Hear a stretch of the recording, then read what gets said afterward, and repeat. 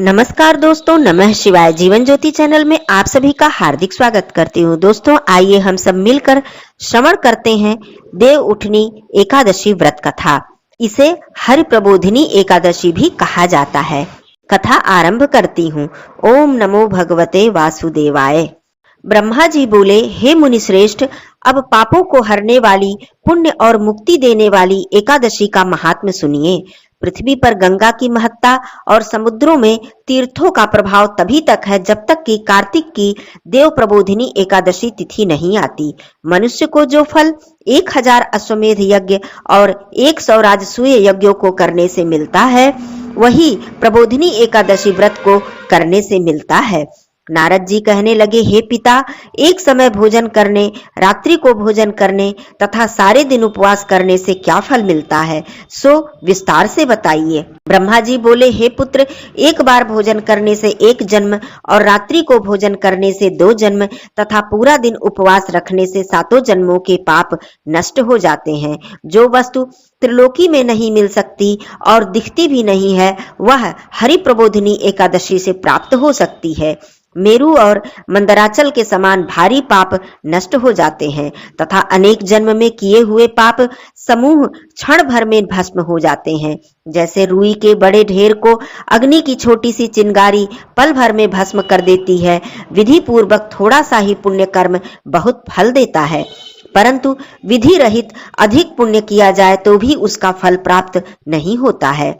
संध्या न करने वाले, नास्तिक, वेद निंदक, धर्मशास्त्र को दूषित करने वाले, पाप कर्मों में सदैव लिप्त रहने वाले, धोखा देने वाले ब्राह्मण और शूद्र, पर स्त्री गमन करने वाले तथा ब्राह्मणी से भोग करने वाले, ये सब चांडाल के समान हैं। जो विधवा अथवा सधवा ब्राह्मणी से भोग करते हैं, वे अपने कुल को नष्ट कर देते हैं। पर स्त्री गामी के संतान नहीं होती और उसके पूर्व जन्म के संचित सभी अच्छे कर्म नष्ट हो जाते हैं। जो गुरु और ब्राह्मणों से अहंकार युक्त बात करता है, वह धन और संतान से हीन होता है। भ्रष्टाचार करने वाला, चांडाली से भोग करने वाला, दुष्टों की सेवा करने वाला, जो नीच मनुष्यों की सेवा करते हैं तथा संगति करते हैं, ये सब पाप हरि प्रबोधिनी एकादशी के व्रत से नष्ट हो जाते हैं। जो मनुष्य इस एकादशी के व्रत को करने का संकल्प मात्र करते हैं, उनके 100 जन्मों के पाप नष्ट हो जाते हैं। जो इस दिन रात्रि में जागरण करते हैं, उनकी आने वाली 10,000 पीढ़ियां स्वर्ग को प्राप्त होती हैं। नरक के दुखों से छूटकर प्रसन्नता के साथ सुसज्जित होकर वे विष्णु लोक को जाते हैं। ब्रह्म हत्या जैसे महान पाप भी इस व्रत के प्रभाव से नष्ट हो जाते हैं। जो फल समस्त तीर्थों में स्नान करने, गौ, स्वर्ण, भूमि का दान करने से होता है, वही फल इस एकादशी की रात्रि को जागरण करने से मिलता है। हे मुनि शार्दूल, इस संसार में उसी मनुष्य का जीवन सफल है जिसने हरि प्रबोधिनी एकादशी का व्रत किया है। वही ज्ञानी, तपस्वी और जितेंद्रिय है तथा उसी को भोग और मोक्ष मिलता है जिसने इस एकादशी का व्रत किया है। वह विष्णु को अत्यंत प्रिय, मोक्ष के द्वार को बताने वाली और उसके तत्व का ज्ञान देने वाली है। मन, कर्म, वचन तीनों प्रकार के पाप इस रात्रि को जागरण करने से नष्ट हो जाते हैं। इस दिन जो मनुष्य भगवान की प्रसन्नता के लिए स्नान, दान, तप, यज्ञ आदि करते हैं, वे अक्षय पुण्य को प्राप्त होते हैं। प्रबोधिनी एकादशी के दिन व्रत करने से मनुष्य के बाल, यौवन और वृद्धा अवस्था में किए गए समस्त पाप नष्ट हो जाते हैं। इस दिन रात्रि जागरण का फल चंद्र सूर्य ग्रहण के समय स्नान करने से 1000 गुना अधिक प्राप्त होता है। अन्य कोई पुण्य इसके आगे व्यर्थ हैं। जो मनुष्य इस व्रत को नहीं करते हैं, उनके अन्य पुण्य भी व्यर्थ हो जाते हैं। अतः हे नारद, तुम्हें भी विधि पूर्वक इस व्रत को करना चाहिए। जो कार्तिक मास में धर्म पारायण होकर अन्न नहीं खाते, उन्हें चंद्रायण व्रत का फल प्राप्त होता है। इस मास में भगवान दान आदि से जितने प्रसन्न नहीं होते, उतने शास्त्रों में लिखी हुई कथाओं को सुनने से प्रसन्न होते हैं। कार्तिक मास में जो भगवान विष्णु की कथा का 1 या आधा श्लोक भी पढ़ते हैं, सुनते हैं या सुनाते हैं, उनको 100 गायों के दान के बराबर फल प्राप्त होता है। अतः अन्य सब कर्मों को छोड़कर कार्तिक मास में मेरे सन्मुख बैठकर कथा पढ़नी चाहिए या सुननी चाहिए। जो कल्याण के लिए इस मास में हरि कथा कहते हैं, वे सारे कुटुंब का क्षण मात्र में उद्धार कर देते हैं। शास्त्रों की कथा कहने सुनने से 10,000 यज्ञों का फल मिलता है। जो नियम पूर्वक हरि कथा सुनते हैं, वे 1,000 गोदान का फल प्राप्त करते हैं। विष्णु के जागने के समय जो भगवान की कथा सुनते हैं, वे 7 द्वीपों सहित पृथ्वी के दान करने के बराबर फल प्राप्त करते हैं। कथा सुनकर वाचक को जो मनुष्य सामर्थ्य के अनुसार दक्षिणा देते हैं, उन्हें सनातन लोक में स्थान प्राप्त होता है। ब्रह्मा जी की यह बात सुनकर नारद जी ने कहा कि हे भगवान, इस एकादशी व्रत की विधि हमसे कहिए और बताइए कि यह व्रत कैसे करना चाहिए। इस पर ब्रह्मा जी ने कहा कि ब्रह्म मुहूर्त में जब 2 घड़ी रात्रि रह जाए, तभी उठकर शौचादि से निवृत्त होकर दंत धावन आदि करके नदी, तालाब, कुआं, बावड़ी या घर में जैसा ही संभव हो स्नान आदि करें। फिर भगवान की पूजा करके कथा सुने, फिर व्रत का नियम ग्रहण करना चाहिए। उस समय भगवान से प्रार्थना करें, हे भगवान, आज मैं निराहार रहकर व्रत करूंगा, आप मेरी रक्षा कीजिए। दूसरे दिन द्वादशी को भोजन करूंगा। तत्पश्चात भक्ति भाव से व्रत करें तथा रात्रि को भगवान के आगे नृत्य और भजन कीर्तन करना चाहिए। कृपणता को त्याग कर बहुत से फूलों, फल, अगर, धूप आदि से भगवान का पूजन अर्चन करना चाहिए। शंख के जल से भगवान को अर्घ्य देना चाहिए। इसका समस्त तीर्थों से करोड़ गुना फल प्राप्त होता है।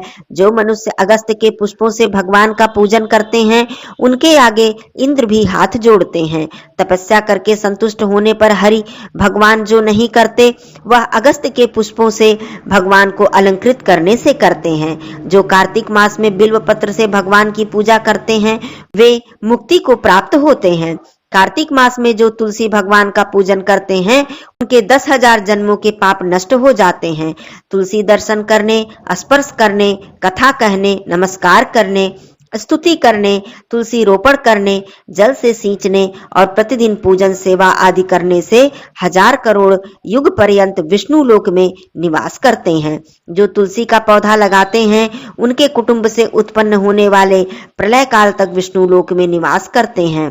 तुलसी रोपण का यह महत्व है। हे मुने, रोपित की हुई तुलसी जितनी जड़ों का विस्तार करती है, उतने ही 1000 युग पर्यंत तुलसी रोपण करने वाले सुकृत का विस्तार होता है।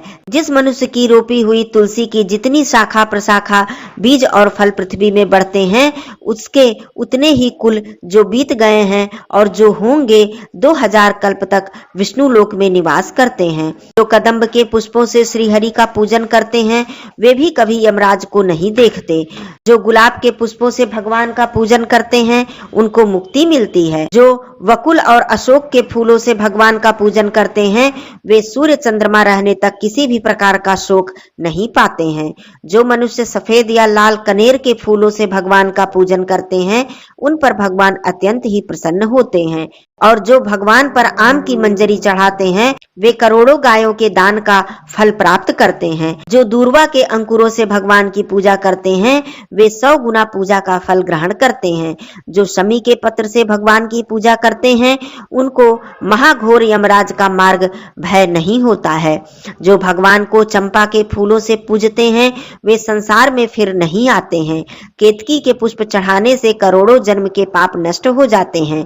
पीले रक्त वर्ण के कमल के पुष्पों से भगवान का पूजन करने वालों को श्वेत दीप में स्थान प्राप्त होता है।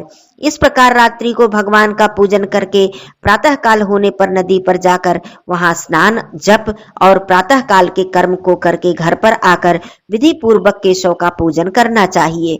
व्रत की समाप्ति पर विद्वान ब्राह्मणों को भोजन कराएं और दक्षिणा देकर क्षमा याचना करें। इसके पश्चात भोजन, गौ और दक्षिणा देकर गुरु का पूजन करें। ब्राह्मणों को दक्षिणा दें और जो चीज व्रत के आरंभ में छोड़ने का नियम किया था, वह ब्राह्मणों को दें। रात्रि में भोजन करने वाला मनुष्य ब्राह्मण को भोजन कराए तथा स्वर्ण सहित बैलों का दान करे। जो मनुष्य मांसाहारी नहीं है, वह गौदान करे। जो फलों को त्यागे, वह फलदान करे। तेल छोड़ने से घृत और घृत छोड़ने से दूध, अन्न छोड़ने से चावल का दान किया जाता है। इसी प्रकार जो मनुष्य भूमि पर शयन का व्रत लेते हैं, उन्हें शय्या दान करना चाहिए। साथ ही तुलसी सब सामग्री सहित देना चाहिए। पत्ते पर भोजन करने वाले को सोने का पत्ता घृत सहित दान करना चाहिए। मौन व्रत धारण करने वाले को ब्राह्मण और ब्राह्मणी को घृत तथा मिठाई का भोजन कराना चाहिए।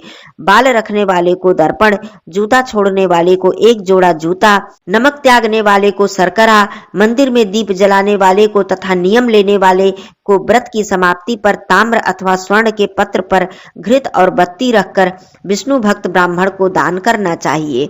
एकांत में बैठकर 8 कलश वस्त्र और स्वर्ण से अलंकृत करके दान करना चाहिए। यदि यह भी न हो सके तो इनके अभाव में ब्राह्मणों का सत्कार सब व्रतों को सिद्ध करने वाला बताया गया है। इस प्रकार ब्राह्मण को प्रणाम करके विदा करें। इसके पश्चात स्वयं भी भोजन करें। जिन वस्तुओं को चातुर्मास में छोड़ा हो अब उन वस्तुओं को ग्रहण कर सकते हैं।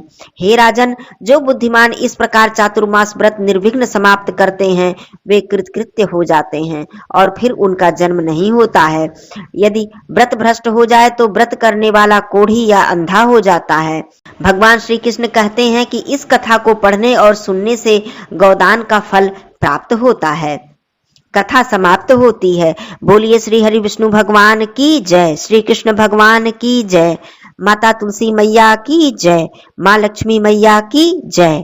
धन्यवाद दोस्तों। नमः शिवाय। हर हर महादेव।